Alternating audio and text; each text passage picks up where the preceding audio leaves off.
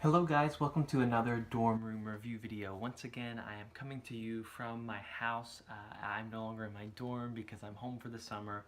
So it's a little bit of a even more informal review than my usual style, which you can tell if you've seen my past videos. It's just very informal, just talking to you guys, telling you my true thoughts about some effects. And I have read a book that is maybe one of the best books of card magic I've read in a long time. It just has 3 tricks, just 3 card tricks.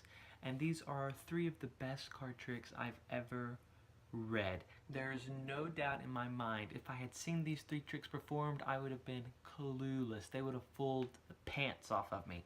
This book is False Anchors by Ryan Schlutz. This is volume 1, and I hear through the grapevine there is going to be 5 volumes of False Anchors, which gets me very, very excited because volume 1 was nothing short of incredible. And I'm not the one saying that, well, I am right now, but I'm not the only one saying that. There are literally tens of hundreds, okay, maybe not that many. There are dozens upon dozens upon dozens of full-time professionals who are singing praises to this book. Let me give you one quote that I saw on the back of this, because this kind of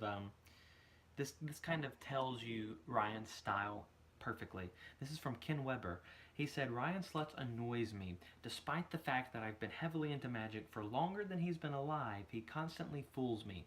I never see any moves or anything suspicious, yet somehow amazing things keep happening. I don't get it, but you should."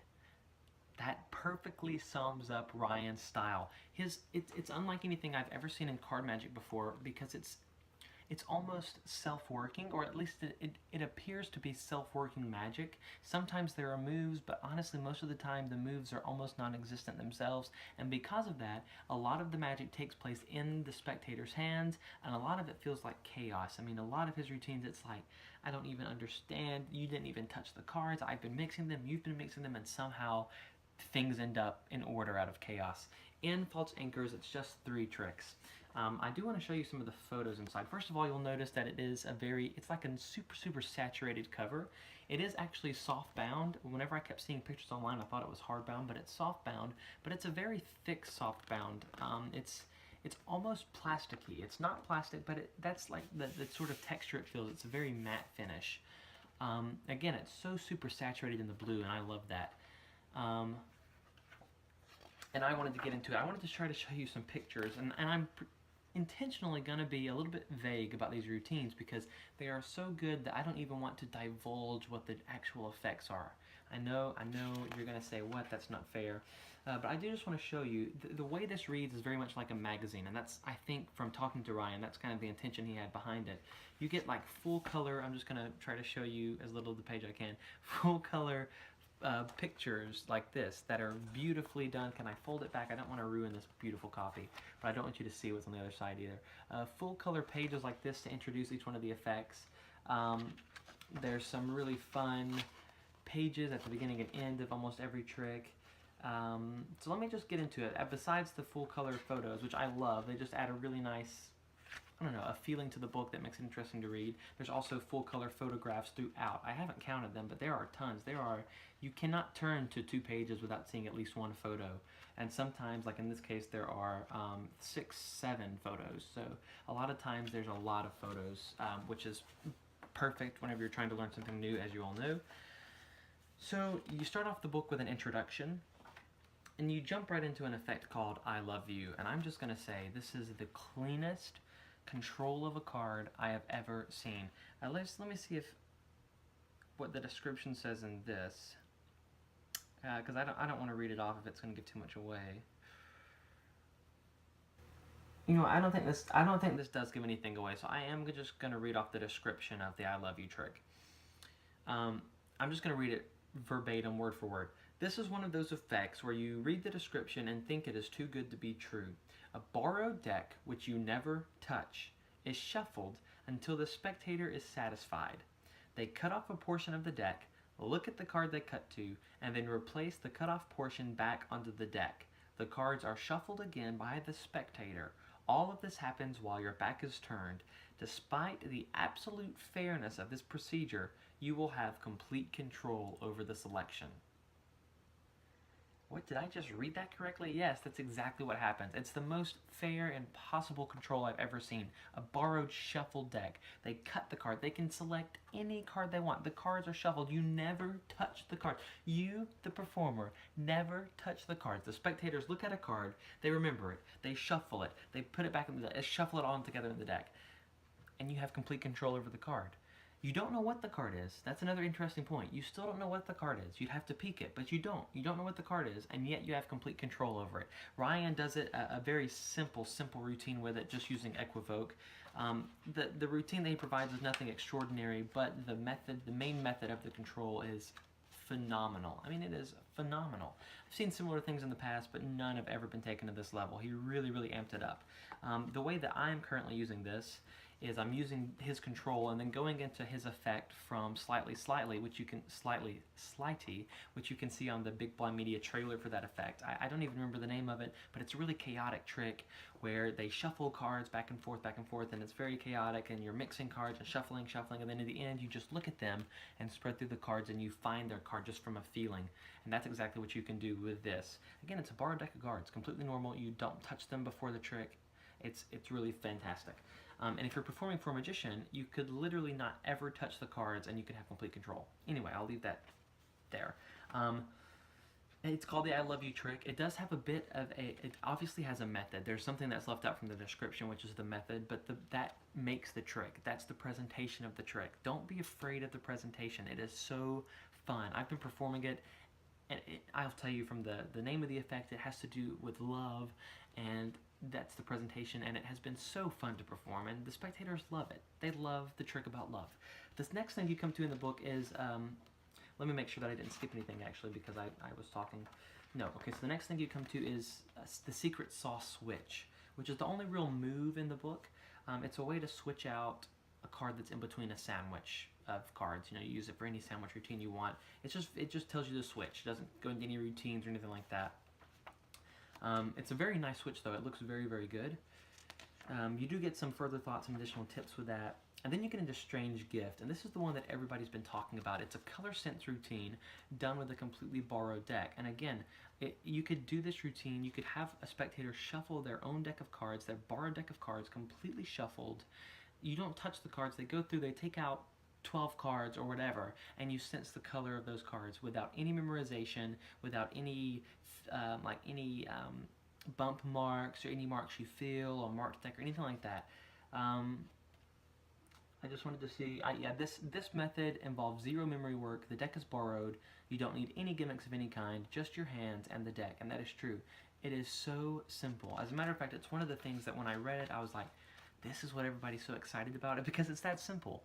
But then I played with it and I practiced it, and I was like, holy cow, this is an incredible idea. It's something again, it's a direction taking to the fullest extent that I've never seen it taken to before, to new heights. I think that was a collaboration between him and Brent Braun, so Brent, congratulations, because that's brilliant. He goes through a couple of ways to finish. He also talks about leading into Out of This World with that effect, and I think it's a perfect lead in because you feel the color of the cards and sense them and separate them, and then you perform Out of This World, where the spectator separates it. So it's a perfect lead in. He even goes over at the end of this Strange Gift, he goes over his handling for Out of This World, which is very, very nice. Then he gets into a little essay called Flow versus Sequential, and it's just about when you're doing magic. I'm not going to get too much into it, but when you're doing magic, there are two different types of way you can perform. You can perform in a flow way or in a sequential way, and they're both valid. He just does a little essay about that. And then you come to In-Air Transpo, and this is the last trick in the book. There's some other things that I'll talk about, but this is the last trick in the book of the three main tricks. And when I first read it, again, it's simple. It's simplicity in itself. It's a transposition. Let me read the description. I was going to see if I could read this out loud. No, I'm not going to read that. Okay. It's a switch of a card, a two-card transpo. You're familiar with these. You've seen these all the time, a two-card transpo. Usually when you do it, it's like, so what? You know, sometimes the reactions are, wow, that was pretty cool. This has, seriously, I'm not hyping this up. I'm not over-exaggerating. This routine, In-Air Transpo, has one of the most magical moments of any transposition routine I have ever seen. I could almost go so far to say this has one of the most magical moments of any card trick I've ever seen. I'm not going to go that far because that may be the hype train. I don't want to jump on the hype train, but this definitely has the most magical feeling of a transposition I've ever seen. Basically, I'm not going to get into it. There's this one moment in the routine where the spectators see something that is impossible for them to see, and yet they're seeing it and they're experiencing it, and it comes as a complete shock to them, and I mean a complete shock. I performed all the tricks in this book, by the way. Strange Gift has gotten great reactions. I did it once as a lead-in to Out of This World, but usually I just do it by itself. In-air transpo is going to become one of my new go-to effects. It's the moment that the spectator experiences this super magical moment. I mean, seriously, it's like a moment where they jump back and their eyes get huge and they laugh. I mean, it's just like, what the crap? I mean, it's a total WTF moment. It feels so magical. It's paradoxical in a way, and it's just something you have to experience it as a spectator. Even though if you were a magician and I performed this on you, you would probably know what's going on. There's nothing really new method-wise, but presentationally and the little tweaks that he's put on it method-wise, there are a couple tweaks. Take this and amp it up to a whole new place, and I promise, even if I were performing it to you, even if you knew everything I was doing, you would still experience this magical moment and say, what the crap, that's a great moment. I love that.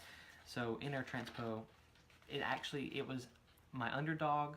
And then the more I performed it, the more I realized, holy crap, this is a hard-working miracle. This feels like real magic. It really does. The moment feels like real magic. I love it.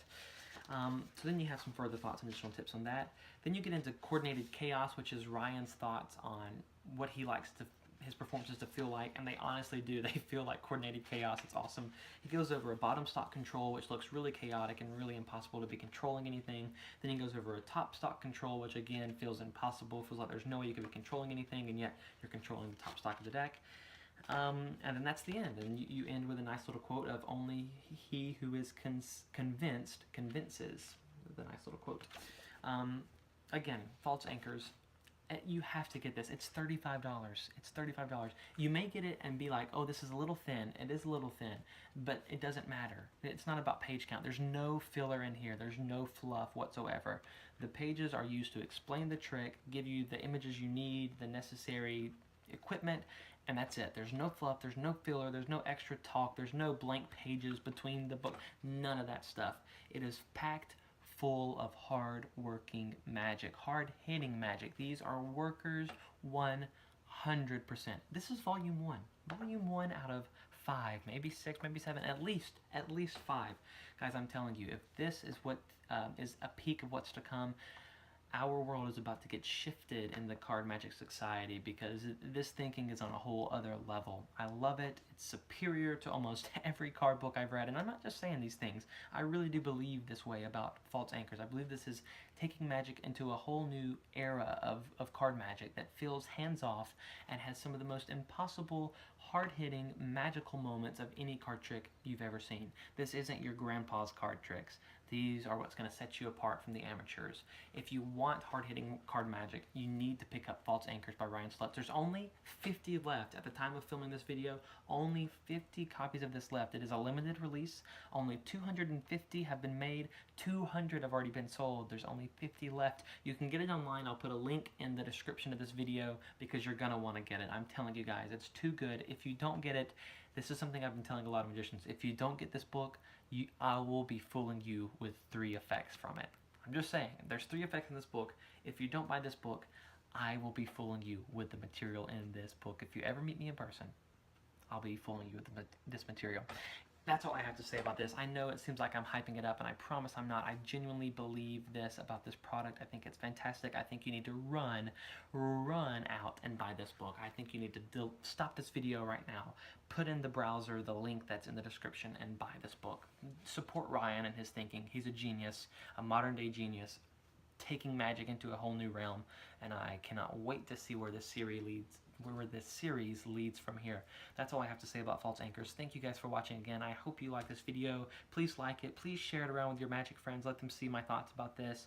And feel free to subscribe to the channel as well to get more in-depth positive, sometimes negative, but real world reviews from my opinions about the products that I receive. Thank you guys so much. I hope you have a great day.